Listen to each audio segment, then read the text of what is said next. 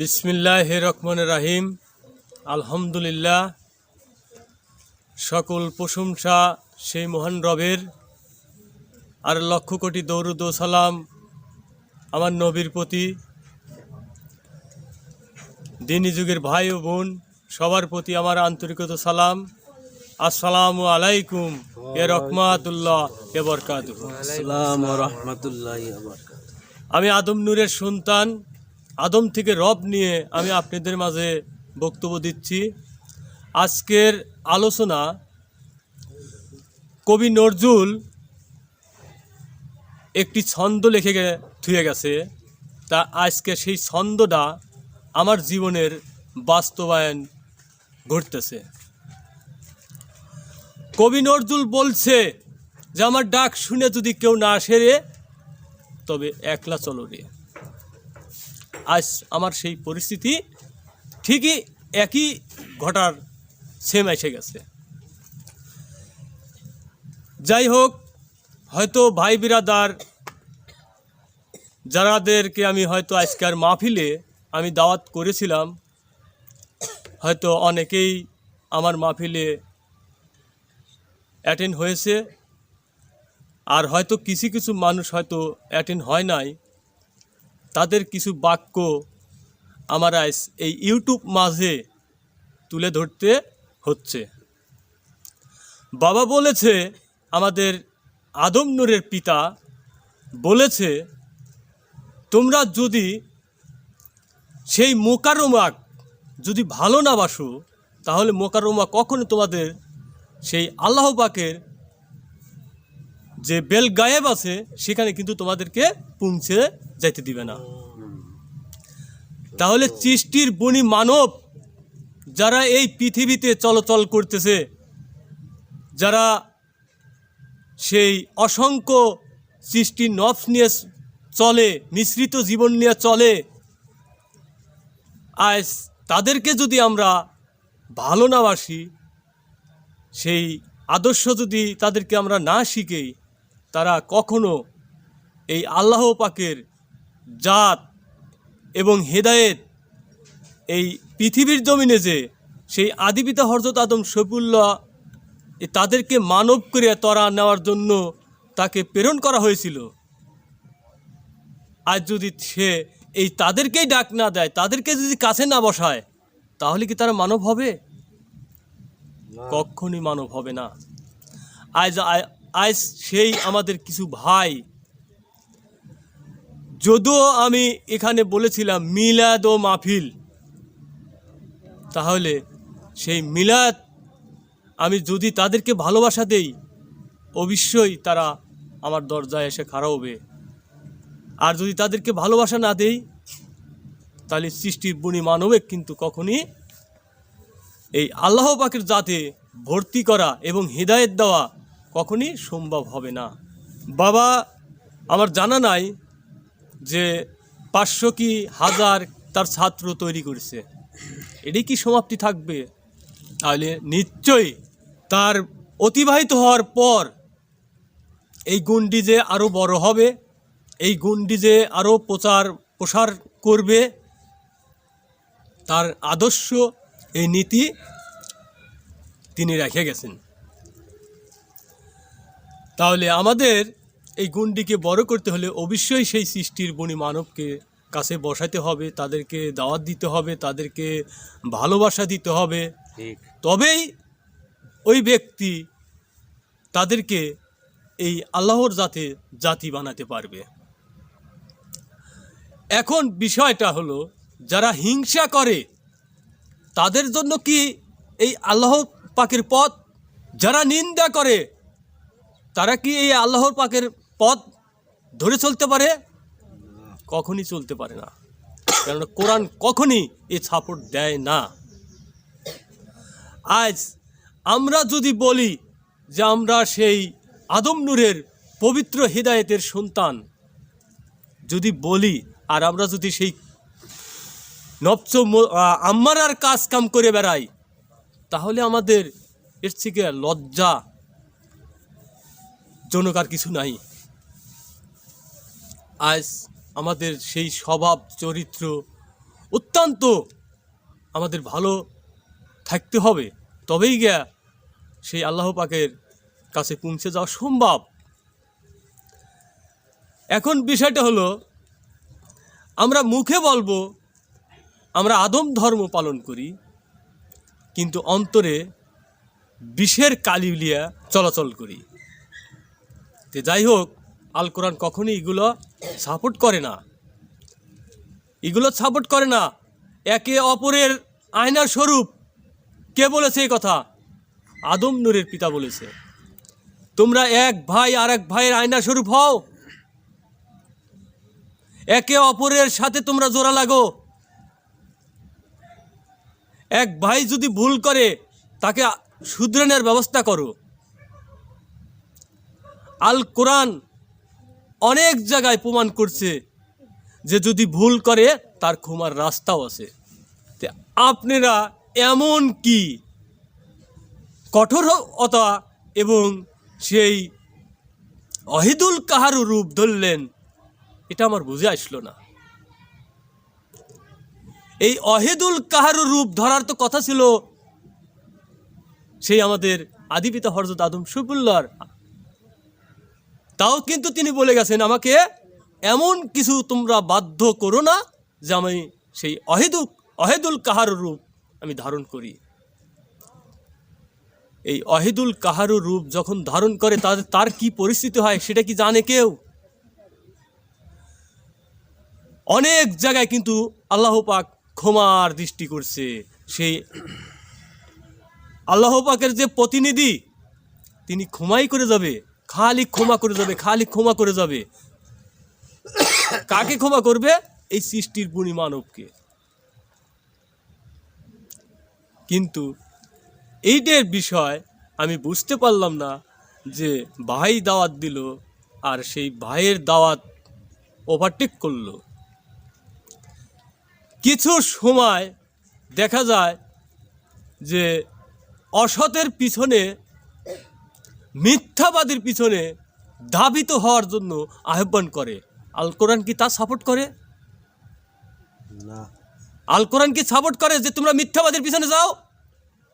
করে না। কখনই কিন্তু আল কোরআন সাপোর্ট করে না। তাহলে যদি তোমরা সেই জাইনে বুঝে যদি তোমরা সেই মিথ্যাবাদীর পিছনে দৌড়াও, তাহলে তোমরা কোরআন মানো না, তোমরা অসতের ভিতরে শামিল আছাও। তোমরা মুখে মুখে বলো যে আমরা সেই আদম নূরের সন্তান, আর আমি চ্যালেঞ্জ করে কব যে তোমরা সেই অসতের সন্তান।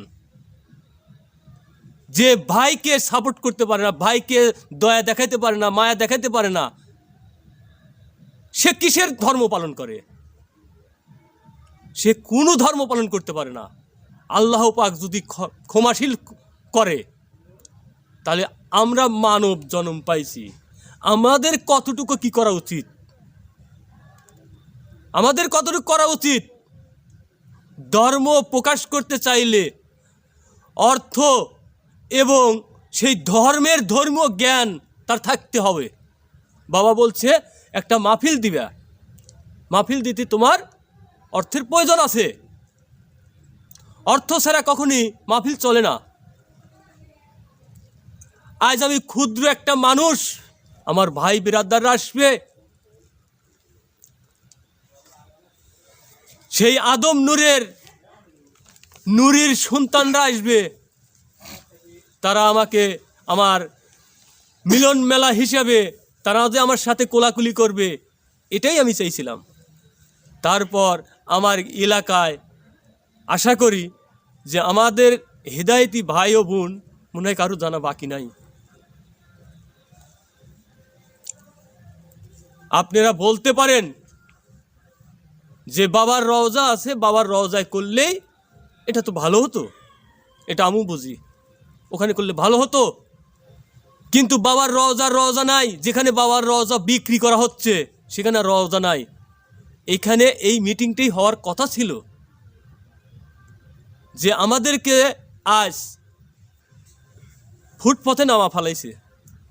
আমার সেই আদম নূরের পিতা, আমরা যখন বাজারে চা খাইতে বইছি, আমাদের এলাকায় একটা পীর সাহেব আছে, সেই পীর সাহেবটা ওনাকে বলছিল ডাক ডাক দিয়া যে আফসার তুমি একটু এদিকে আসো।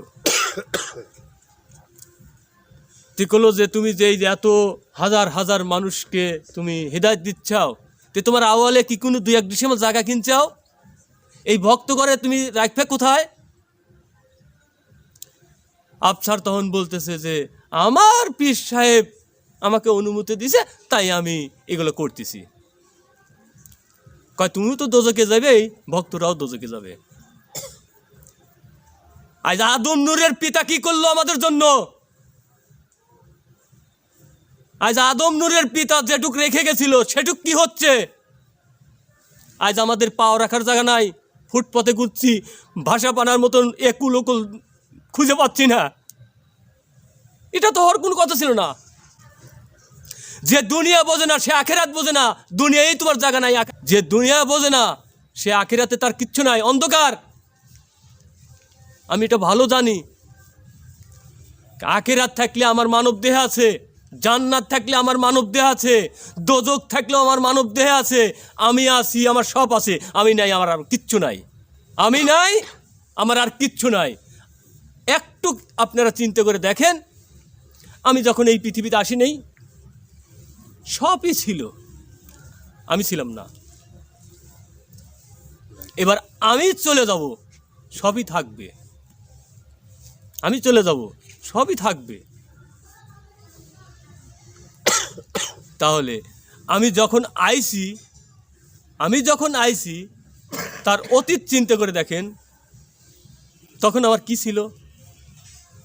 তখন কি আমি দেখতে পারছি যে এই সমস্ত গরু বাছুর, হাঁস মুরগি, কতগুলো মানুষ ছিল? আমি যখন আসিনি, তখন কিন্তু এটা নির্ণয় করা সম্ভব না। আবার আমি চলে যাব, সবই থাকবে। এখন প্রশ্ন, আমি কোথায় ছিলাম আর কোথায় আসলাম, এবার যাব কোথায়? মানুষ ধর্ম মানে কিসের জন্য ধর্ম মানবে? অবশ্যই সেই ধর্মের কিছু ধারণ করার কিছু বস্তু থাকতে হবে। আমি লক্ষ্যবস্তু, আমি এখান থেকে হয়তো সাদাতপুরে যাব, তাহলে তার রাস্তা আছে, তার যাওয়ার ব্যবস্থা আছে। আমরা যে ধর্ম পালন করি, এই ধর্মের সেই ধারণকৃত জিনিস কি? সব মিছেমিছি ধর্ম পালন করে। আদম নূর তো এটা শিখায় নাই। আদম নূর কখনো এটা শিখায় নাই। আদম নূর শিখাইছে তোমাদের ধারণ করার জিনিস তোমাদেরকে দিলাম। এটা কি? আল্লাহ পাকের স্বীয় নূর,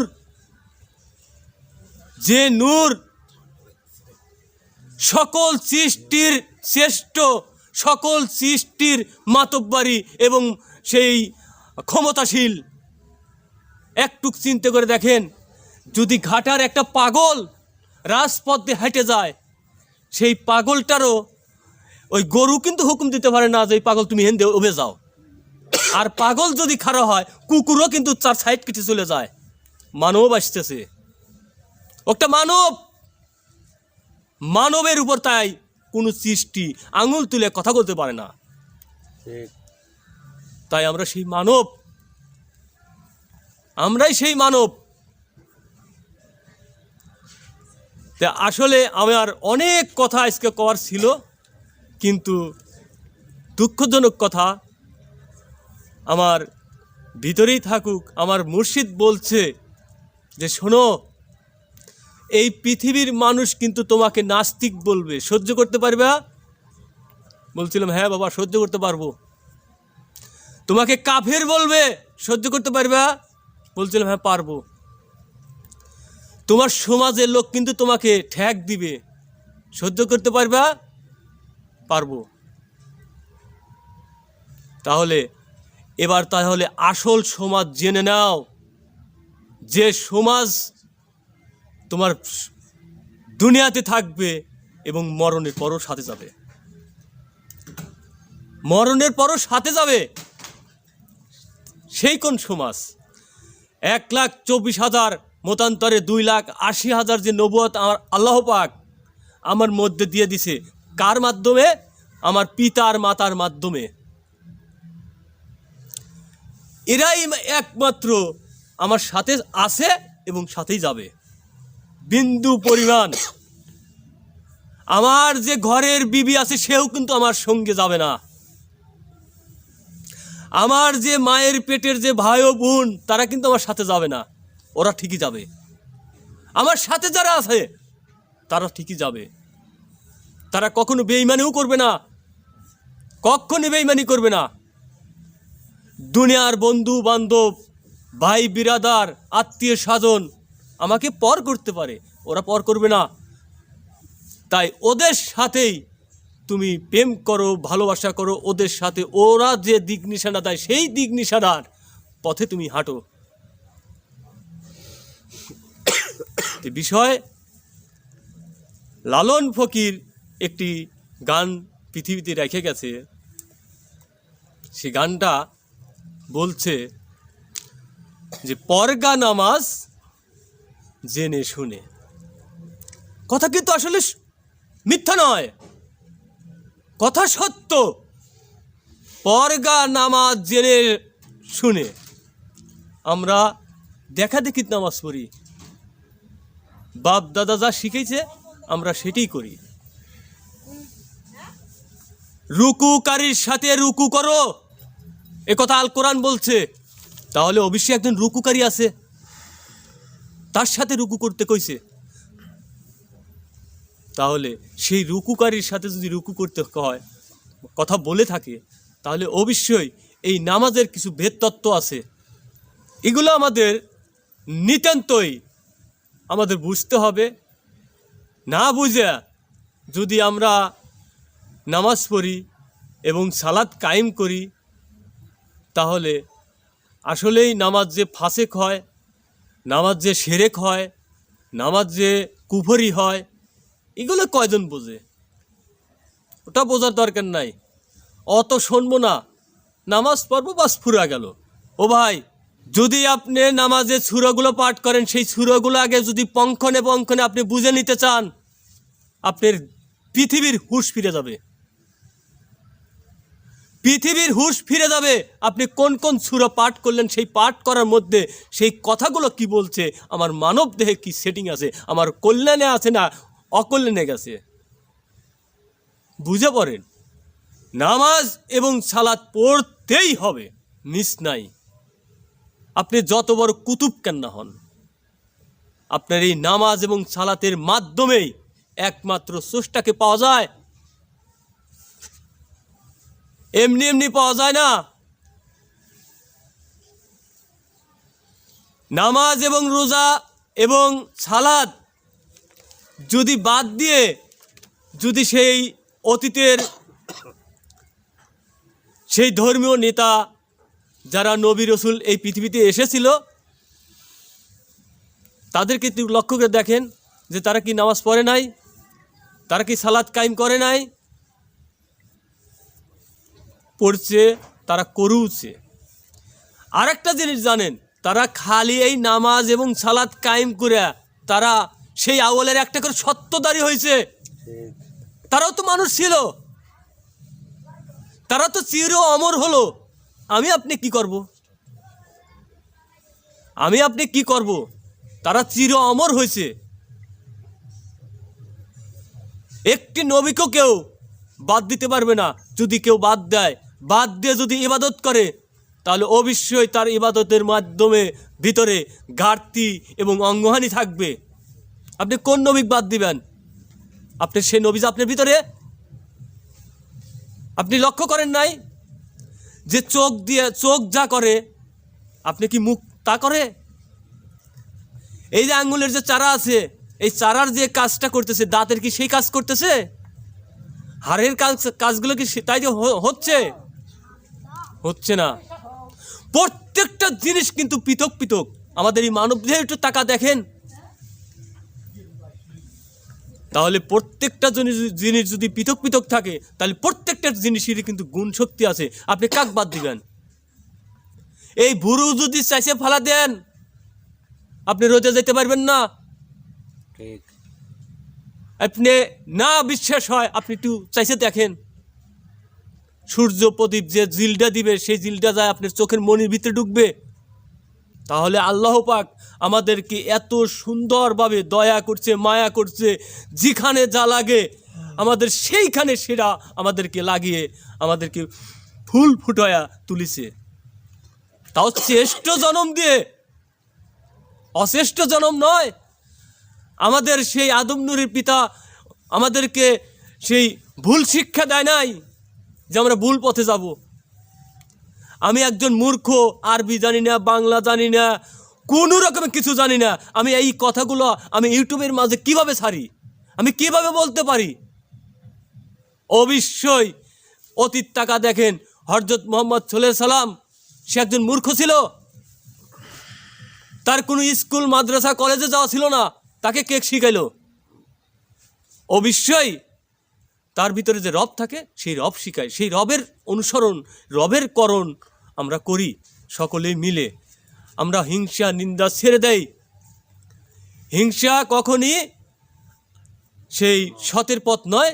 তো যাই হোক, রায় তো অনেকটা হয়েছে, শীতের রাত, আমি আর বেশি বক্তব্য বাড়াতে চাই না।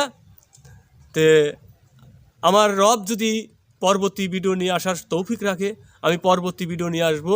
আজকের মতো এখানে আমি সমাপ্তি করছি। আসসালামু আলাইকুম ইয়া রহমাতুল্লাহ ইয়া বারাকাতুহু। ওয়ালাইকুম আসসালাম।